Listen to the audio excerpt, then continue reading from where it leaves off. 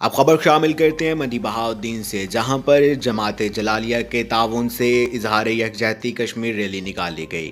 Report کے مطابق rally صدر گیٹ تا پریس کلب مدی بہاؤالدین تک نکالی گئی۔ یوم کشمیر اظہار یکجہتی ریلی کی قیادت پیر طریقت رہبر شریعت پیر سید محمد نوید الحسن مشہدی صاحب آستانہ عالیہ بھکی شریف نے کی۔ رپورٹ کے مطابق ریلی میں دور دراز سے قافلوں نے شرکت کر کے اسے کامیاب بنایا۔ یہ ایک پرامن اور تاریخی ریلی تھی۔ رپورٹ کے مطابق ریلی صدر گیٹ سے شروع ہوئی اور پریس کلب منڈی بہاؤالدین پر اختتام پذیر ہوئی۔